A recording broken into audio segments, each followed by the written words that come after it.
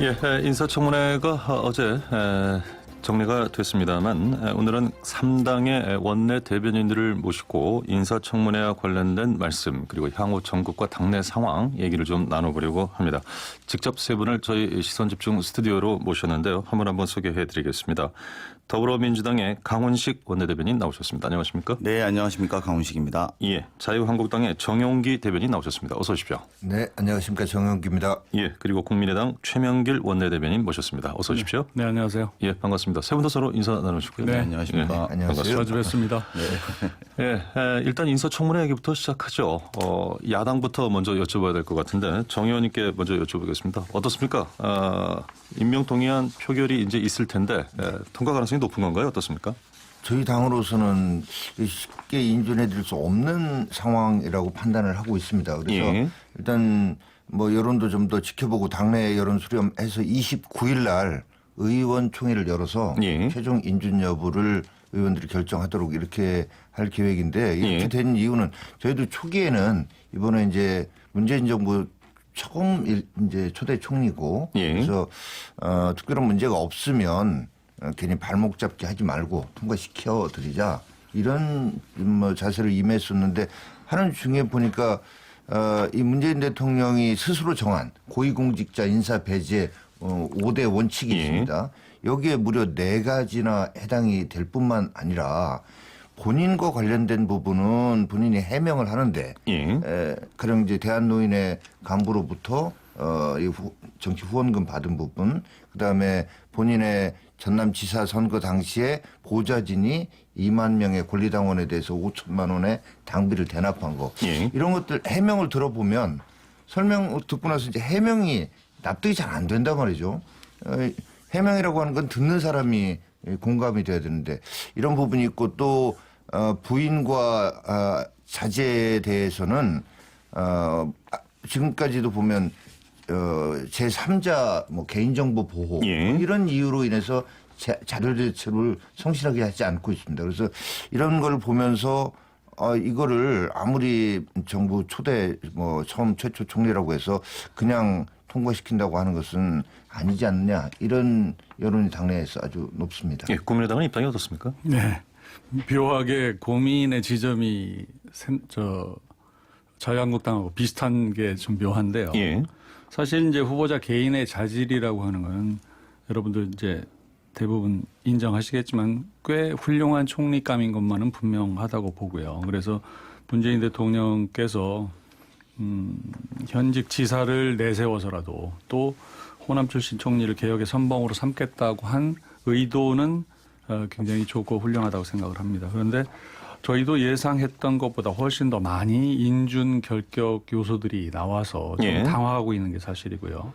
국민의당도 이대로 그냥 인준을 하는 게 맞는 건지 그 소속 의원들이 고민하고 있는 게 사실이에요. 그래서 예. 청문 보고서도 합의로 채택하는 게 과연 가능한 건지 이 대목도 고민스러운 지점이고 이번 주말 거치면서 의원들 간에 서로 의견 교환이 있을 거고 월요일 의원총회를 통해서 인준 문제를 어떻게 해야 될지 결국은 당의 방침을 예. 정하지 않은 상태에서 표결하지 않을까 하는 그런 생각은 드는데 다시 말해서 당론으로 결정해서 하긴 좀 또 물론 인준 표결이라는 예. 게 당론 결정하지 않는 게 보통 예. 상식이긴 합니다만은 고민스러운 건 사실이라고 그게 생각하고요. 아마 이 과정을 통해서 예. 이 괜찮은 총리 후보가 이렇게 좀 상처가 나고 좀 이렇게 순조로운 인준이 가능한 것이냐는 반론이 제기될 정도면은 이른바 문재인 대통령이 제시한 5대 뭐 범죄 배제 원칙이라든지 이런 것들이 좀 수정돼야 되는 것이 아닌가 하는 예. 그런 생각이 들 정도입니다. 어찌됐건 좀 양당에서 공이 애초 분위기에 비해서는 뭔가 좀 불거진 사안들이 좀 고민의 지점까지 와 있다라는 얘기는 또 한편으로는 새 정부 출범 초기의 어떤 허니문 기간에 이렇게 초대 총리에 대해서 인준 거부 쪽으로 방향을 잡는 것에 대한 부담감도 깔려 있기 때문에 고민이라는 표현을 쓰셨다고 보고요. 이제 더불어민주당 입장을 좀 들어야 될 것 같은데 강 대변인 말씀 들어볼까요? 네, 뭐 말씀하신 것처럼 저희도 어쨌든 그 후보자 본인이 인정한 위장전입 문제라든지 이런 지점들 분명히 좀 아쉬운 건 있는 건 사실입니다. 예. 하지만 이제 총리 후보자가 아주 순수히 본인의 위장전입 문제를 인정했고 또 그 부분에 대해 사과를 표명한 것처럼 어떤 의미에서 보면 국회를 또는 청문회를 대하는 자세 또 이제 뭐 핵심적으로 보면 총리는 국정 운영의 철학 또 정책을 집행할 수 있는 능력 이런 면들이 검증에 또 방점을 좀 둔다면 이번에 어쨌든 인준을 좀 도와주셔야 되는 것 아니냐 이런 문제의식을 갖고 있고요. 그리고 뭐 후보 배우자 뭐 대작을 했다 뭐 이런 사실 허위 사실로 흠집 내기까지 했지만 이런 것들은 다 사실이 아닌 걸로 판명이 됐고 또 어쨌든 원내대표들과 대통령 5당 대표들의 회담을 통해서 국회와 청와대가 좀 협치를 해보자라고 하고 첫 번째 나오는 인준되는 총리라고 생각한다면 여러 가지 측면에서 이제는 좀 발목 잡기 할 때가 아니라 손목 잡기 좀 해주셔야 되는 거 아니냐 이런 좀 간곡한 마음으로 야당 의원님들께 뭐 이 자리를 빌어서 한 번 더 호소드리고 싶습니다. 예, 제가 강 의원님께 그 말씀 좀 추가 질문 드려야 될 것 같은데 앞서 국민의당 최명길 의원께서 지적을 했습니다. 뭐 자질 면에서는 그렇게 큰 무리가 없다고 본다.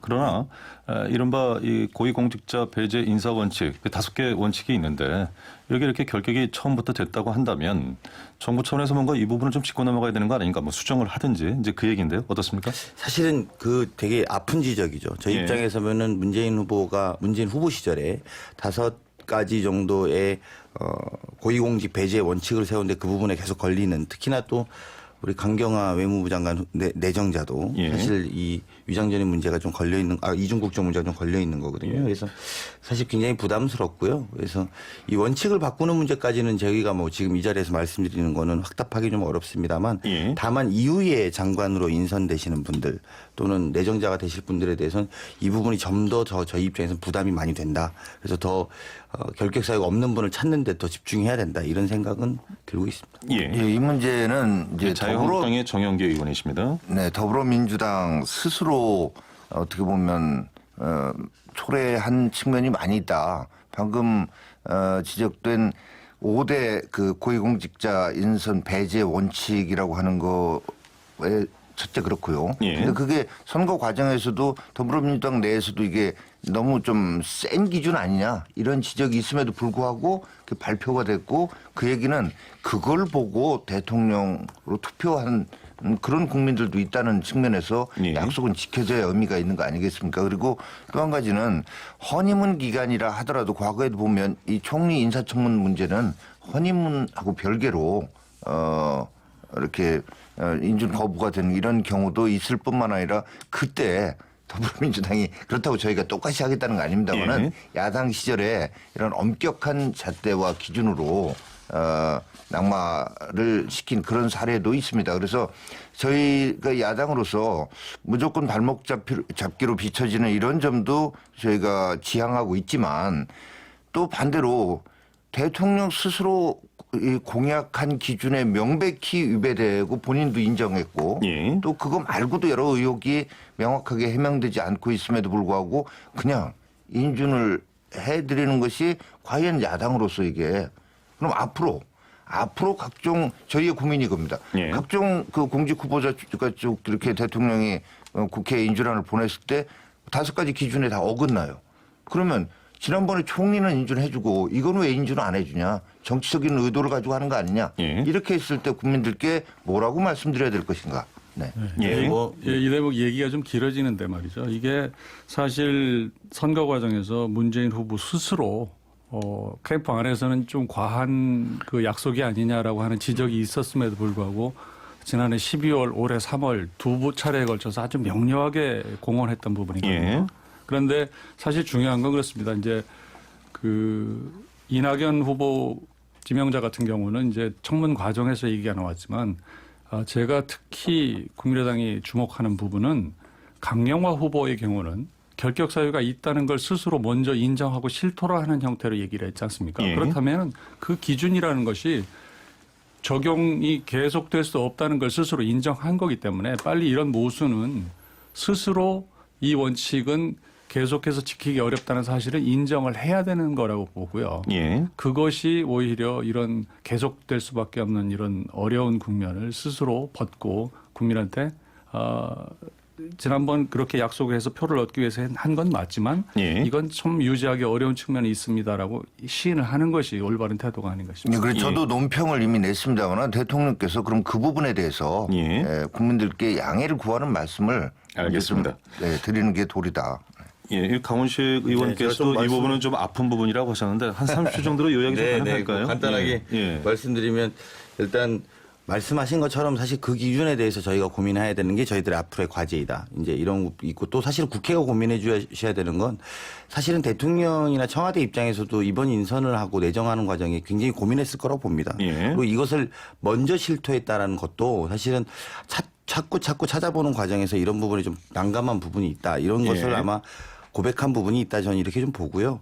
오히려 우리 자체적으로는 원래 5대 배제 원칙에 대해서 고민해봐야 된다는 아까 우리 최명길 의원 말씀의 지적에 대해서 고민을 해볼 필요가 있다면 동시에 사실 국회 인사청문회에 대한 것들도 한번 좀 고민해볼 필요가 있겠다. 이게 예. 어쨌든 국정운영 철학이라든지 아니면 정책 집행 능력과 어떻게 배치되는 문제에 대해서 좀 사실은 좀 한 번 더 살펴서 그것이 장관이라든지 총리 되는 사람들의 더 중요한 문제라면 예. 그런 부분에 좀 방점을 맞는 인사청문회가 될 수 있도록 좀 같이 고민해 주셔야겠다는 생각이 들고요. 예. 아울러서 우리 자유한국당의 우리 정윤기 대변인께서 말씀하신 것처럼 발목 잡기로 비치는 게 좀 걱정되고 그렇다면 이제 협치의 새로운 모습을 또 어디에서 보여주실 건지도 야당에서도 같이 좀 고민해 주셨으면 좋겠다 이런 생각 듭니다. 알겠습니다. 제가 사실은요, 지난 그 대선이 끝난 이후에 이런 청문회가 열렸을 때도 같은 이야기를 했었습니다.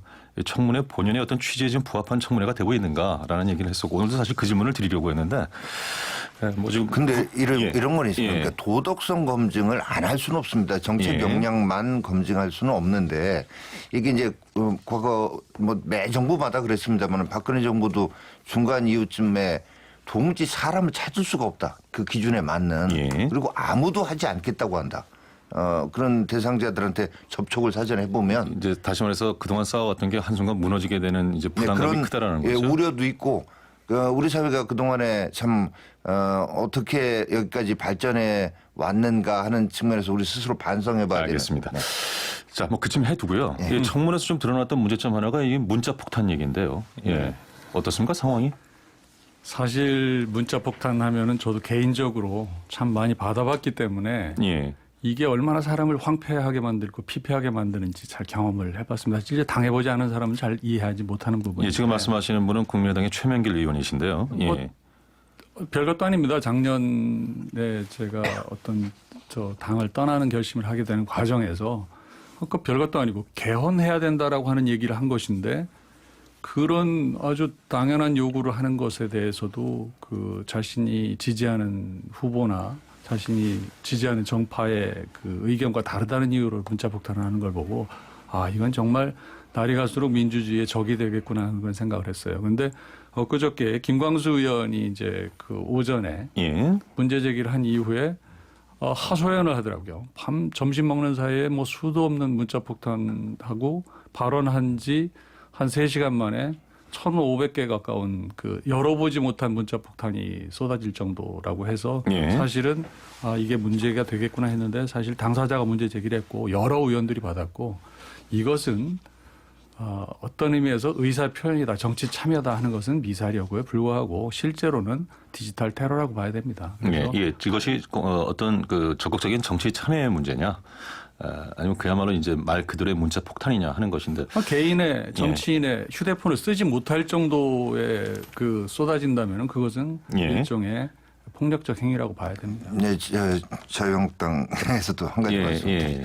이게 이제 작년도 탄핵 전후에서부터 이게 아주 심해졌습니다. 예. 그때 상당수 저희 당 의원이 전화 교체해야 되는 전화번호를 바꾸는 오죽하면 그랬겠습니까? 거기 수많은 그 이미 다른 분들이 잘 전화를 알고 있고 예. 네트워크가 갖춰져 있는데 그걸 포기해야 될 정도였다면 저도 그때 엄청나게 받아봤고 이번에 우리 청문위원들 정말로 뭐 질린다고 합니다. 예. 거기다가 이게 정치 참여가 아니라는 것이 굉장히 조직적이고 어디에선가 컨트롤 타워가 있다고 믿어지는 부분이 있다. 어떤 당의 의원이 그걸 보지 말아야지 하면서도 지금 우리 최 의원님이 황폐화 말씀하셨는데 예. 이게 사람이 그 신경이 안 쓸 수가 없어요. 그래서 어떤 의원이 이제 그거에 대응을 좀 한번 이렇게 했나 봅니다. 그랬더니 이 대응한 사실을 전체 언론에까지 다 이제 하겠다라고 하는 식의 그 바로 어떻게 보면 대응하는 이런 또 댓글이 압박의 강도가 지금 뭐 상당히 강하다 이런 취지의 말씀이신데. 예. 그래서 컨트롤 타워가 있다고 볼 수밖에 없다. 예. 네. 이제 예. 강 의원님이 좀 말씀하셔야 될 것 이제 같아요. 뭐 예. 저도 문자 폭탄을 받아봤으니까요. 근데 이제 정영기 의원께서 이제 이 또 새로운 의혹 제기 컨트롤 타워 해주셨는데 이건 그런 건 아닌 것 같고요. 다만 이제 실제로 문재인 대통령의 탄생 배경에는 노무현 대통령이라고 하는 전직 대통령의 죽음이 있었고 그거에 따라서 굉장히 좀 아끼고 지켜야겠다는 분들이 많은 것은 사실입니다. 예. 그래서 이제 그러다 보니까 사실은 이런 행위가 저희는 적절하다고 생각은 안 합니다. 그리고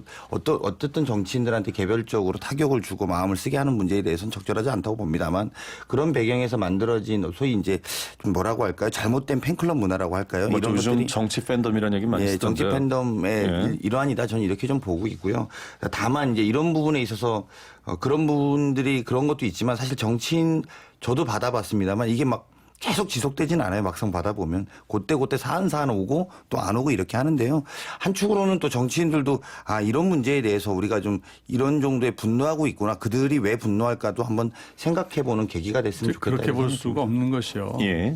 물론 강 의원도 이제 여당 의원 입장에서 어떤 의미에서는 좀 이렇게 좀 변호를 해야 되는 어떤 그런 측면이 있겠지만 실제로 컨트롤 타워가 없다고 볼 수 없는 것이 경험을 해보셨겠지만 오는 문자의 3분의 2 정도는 특정한 목적을 가진 그룹에 의해서 보내진다고 볼 수밖에 없는 정황들이 있습니다. 실제 예.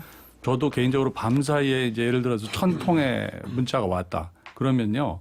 나머지 그 중에서 한 700~800통의 그 문자는 한 30여 개 전화번호에서 반복적으로 옵니다. 그렇기 예. 때문에 그것은 뭔가 그 조직적으로 인터넷을 통해서 이렇게 독려되지 않으면 이루어질 수 없는 일인데 최소한 그런 것만이라도 자제를 해주면은 알겠습니다. 그 대상 의원들을 이렇게 예. 이 말씀이 좀 길어져 가지고 저희가 광고 들을 시간이 좀 넘어갔거든요. 듣고 말씀 이어가시면 어떨까요? 예. 네.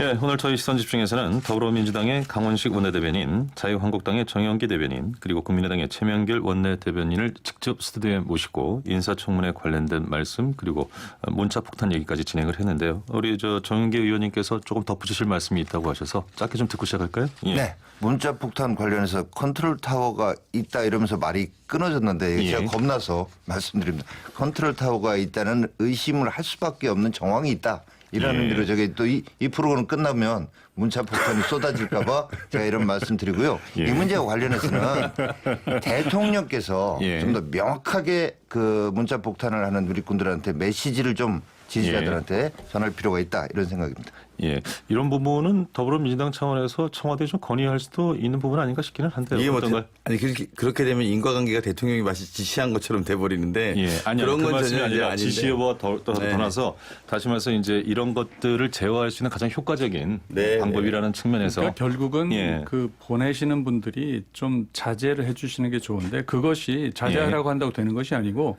그런 행위가 스스로가 정말 사랑하고 존경하는 그 정치 지도자에게 유리한 일이 아니다라고 인식을 해주는 게 굉장히 중요한 예, 일이에요. 저희가 지금 이 문자 좀 이게 상당히 예민한 문제인데요. 문자 폭탄 관련된 얘기. 청취자분들이 지금 문자를 주고 계십니다.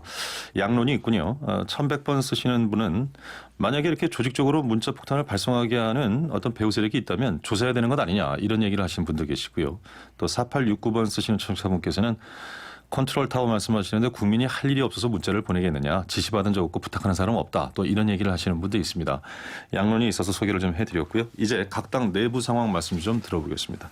9년 만에 여야가 바뀌었기 때문에 인사청문회도 이제 좀 방어적 입장에서 우리 강원식 의원께서 말씀을 하셨는데 요즘 당청 관계 문제가 좀 있습니까?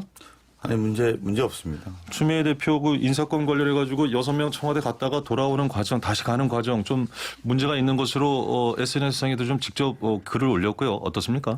아니 이제 뭐 사실 이렇습니다. 이번에 워낙 문재인 대통령을 중심으로 이제 당인과 청와대가 하나가 돼서 좀 대통령 선거를 치른 게 사실이고 예. 그런 면에서 보면 당직자라든지 또 이런 분들이 청와대에 들어가려고 하는 희망이 있는 분들도 굉장히 많은 게 사실이고요.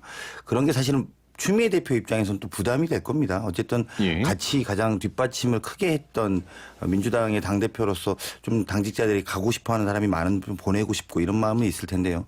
문제 또 청와대가 그러면 지금 그렇게 다 완성이 돼서 진행되고 있냐면 아직 이제 인선을 계속 하고 있는 중이거든요. 예. 그래서 아직 못 들어가는 분들도 있고 또 그런 부분에 있어서 서운함들이 이제 오고 가고 실무자선에서 이러다 보니까 사실 그런 문제 이게 본질적으로 당청의 문제라고 하기보다는 인사 근데 배치 이제 문제로 이것이 그런 어떤 그 자리를 둔 감정적인 문제가 아니고 만약에 구조적인 문제에서 청와대가 일방적으로 당직자를 데려갔다가 일방적으로 보냈다거나 뭐 이런 사안의 문제라면 좀 감정적이고 정서적인 문제와는 다른 문제인 것 같고요. 네. 또 예를 들어서 좀 당청 관계 제가 여쭤보는 이유는 대선 당시에 선대위 꾸릴 때라든가 네. 아니면은 그 인사추천위원회 부분이라든가 네. 지금 이건까지 처음이 아니란 말이에요. 맞습니다. 예. 그래서 이게 간단치 않은 것 아니냐 이제 이런 지적인데 근데 어떻습니까? 그 부분은 사실 이런 예. 게 있습니다. 과거에 우리가 보통 그 대통령 선거를 치르면 대통령 캠프 중심으로 청와대를 꾸렸던 게 사실이거든요. 예. 근데 이번에는 캠프는 캠프대로 꾸렸지만 소위 민주당 정부다라는 컨셉으로 새로운 시도를 해본 겁니다.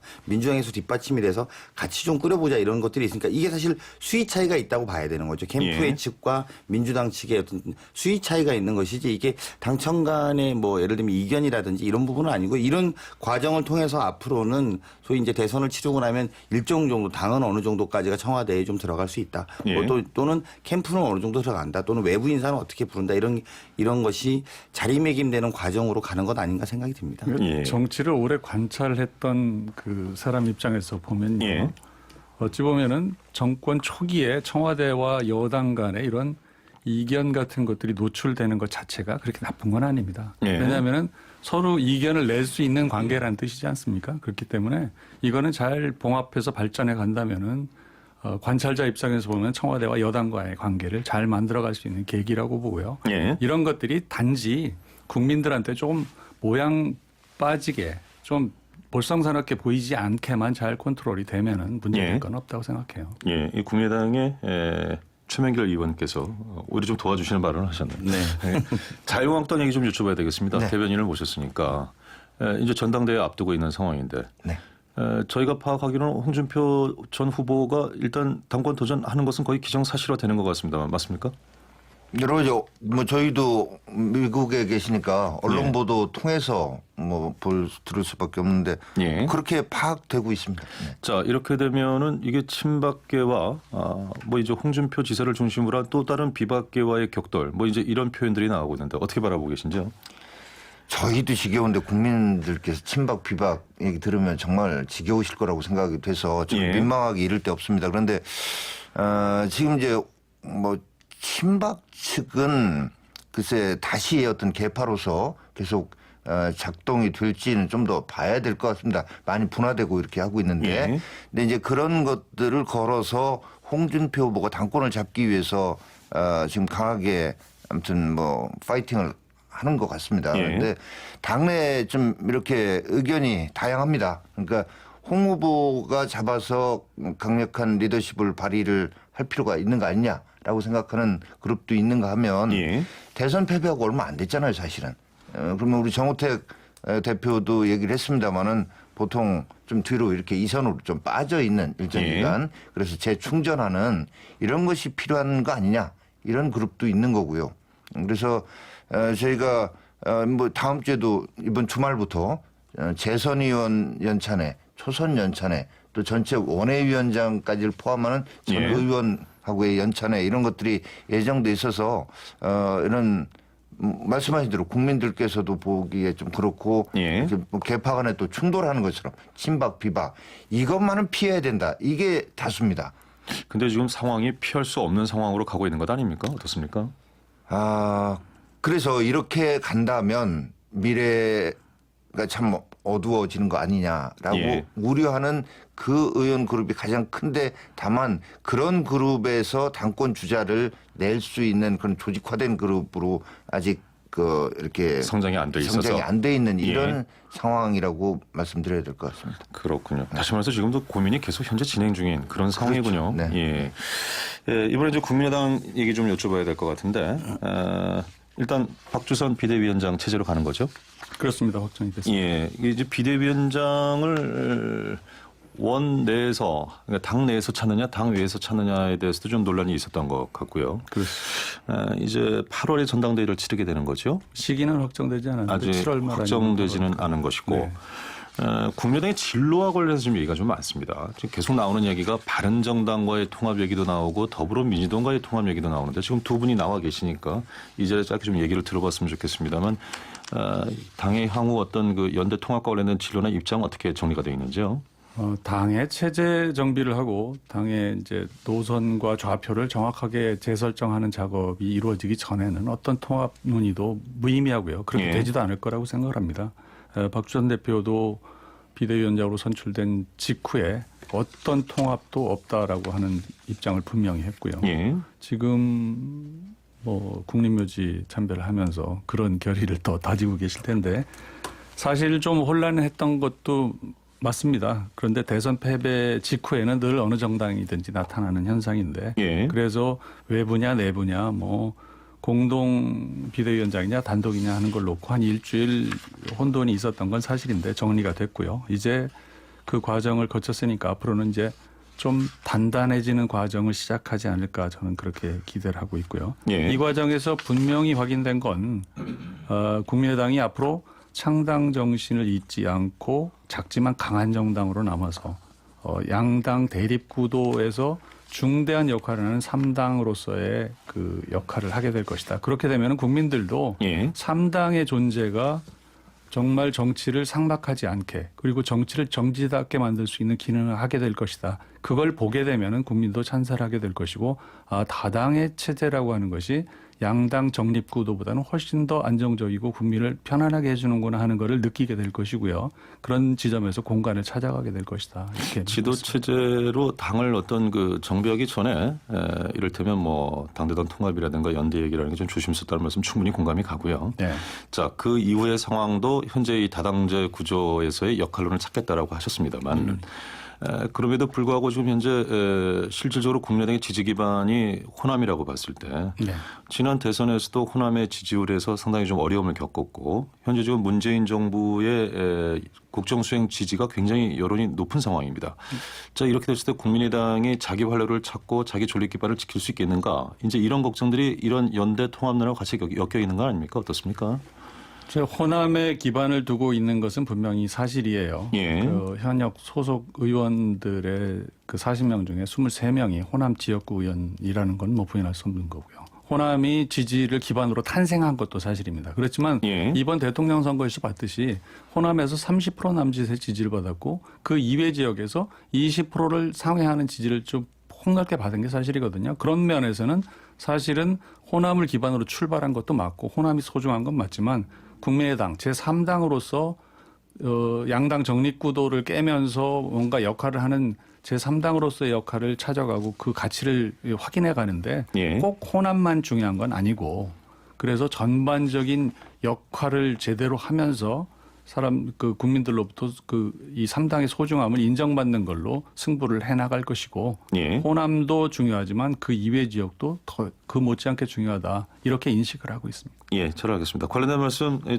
강원식 의원의 말씀 좀 드려야 될 것 같습니다. 네, 아니 뭐 사실 두 가지 측면이 있는데 이 자유한국당이나 국민의당이나 저희도 대선에 패배해 보면 지는 패배하고 나면 사실은 좌표를 잠시 상실합니다. 예. 왜냐하면 대선 과정에 너무 몰입돼서 정당들이 싸움을 하기도 하고요. 그리고 나면 좌표를 상실돼서 사실 이쪽 방향이 맞다 저쪽 방향이 맞다 내부 분열은 당분간 좀 이어지는 건 야당의 입장에서 보면 불가피할 거라고 예. 보고요. 다만 이제 이런 과정에 소위 국민의당과 민주당은 소위 출생이 같은 정당인데 과거 같이 야당을 했던 몸담던 인사들이 대부분이 있고 그래서 아마 국민들이 보실 때는 차라리 통합을 해서 조금 더 집권에 힘을 좀 보태는 게 맞지 않냐 이렇게 예. 생각을 하시는 거는 전 당연하다고 보고요. 하지만 아직 우리 당도 민주당도 그럴 준비나 계획이 있는 건 아니고 또 국민의당도 그런 준비는 안 돼 있을 거라고 봅니다. 그래서 그런 것들은 향후에 아까 말씀하신 것처럼 국민의당이나 자유한국당이 본인들의 체제를 정비한 후에 그리고 현재의 국정 상황들이 어떻게 진행되는 것들을 좀 면밀하게 보면서 그런 것들은 향후에 좀 논의될 문제지 현재 단계에서는 뭐 저희 추미애 당대표도 예. 그런 일은 없다 이렇게 밝혔고요. 그래서 그런 그런 것들을 좀 향후에 지켜보면서 판단해야 되는 건 아닌가 싶습니다. 예, 5월 26일 현재 상황의 양당의 입장은 이 정도로 정리가 될 것 같습니다.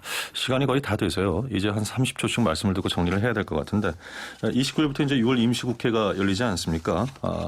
어떤 부분이 집중적으로 이 임시국회에서 좀 다뤄져야 할 것인가? 책임 있는 그 정당의 정치인으로서 한 말씀씩 듣고 정리를 하겠습니다. 강원식 원내대변인부터 네. 기회를 드리겠습니다. 한 30초씩 말씀하실 수 있겠네요. 네. 지난 보름 정권 교체와 새로운 대한민국을 피부로 느끼는 보름이었다고 저는 평가합니다. 그래서 모든 비정상들이 정상으로 돌아가는 것에 국민들이 환호하고 있는 상황입니다. 이례적으로 대통령이 당선되자마자 다음 날에 야당부터 방문했고 또 일주일 채 걸리지 않아 5당 대표랑 의제 없이 사전 조율 없이 격이 없는 토론을 했습니다. 그리고 야여 말로는 모두 협치를 이야기합니다. 6월 임시국회 또 총리 임기부터 6월 임시국회에 이 협치 야당과 여당이 얼마나 보여주는 것이 이제 국회로 공이 넘어왔다. 그리고 야당의 죄송합니다. 야당의 협조가 절실한 여당의 입장이다 이렇게 말씀드리겠습니다. 예, 여당이기 때문에 제가 한 15초 더 드렸습니다. 예, 30초씩 드립니다. 자유한국당의 정영계 의원입니다. 네, 문재인 정부 출범해서 대통령께서 여러 가지 변화된 모습 보이시려고 노력하는 거 인정을 합니다. 다만 그 과정에서 여론에 민감한 것까지는 좋은데 파퓰리즘적인 이런 행태로 국정을 운영해서는 안 된다라고 보고 있습니다. 예. 소위 말하는 업무 지시 1호, 2호, 3호 형태로 해서 단순하게 행정적인 명령으로 해결될 수 없는 일까지 업무 지시 형태로 이렇게 하고 있습니다. 그래서 말로는 협치를 말씀하시는데 예. 실제 협치할 의사가 있는지 저희 아주 궁금하게 생각하고 있습니다. 모든 개혁은 국회에서 입법적으로 뒷받침될 알겠습니다. 때 지속될 수 있습니다. 예, 국민의당의 최명길 의원께 드리죠. 네, 6월 임시국회는 이제 문재인 정부가 맞는 첫 번째 국회지 않습니까? 6월 국회에 임하는 자세를 보게 되면은 앞으로 5년을 어떻게 끌고 가겠다는 것인지를 이제 그 양상을 보게 될 거고요. 협치라는 말은 이제 협치라는 말을 자주 하는 게 협치가 아니고요. 사실 예. 정치의 본래 기능을 회복시키면 자연스럽게 이럴 일이고 그래서 이런 협상의 정치가 이루어지도록 그 가능성을 보여주는 국회가 되기를 희망합니다. 예, 잘 알겠습니다. 오늘 세 분 말씀 고맙습니다. 수고하셨습니다. 감사합니다. 감사합니다. 네.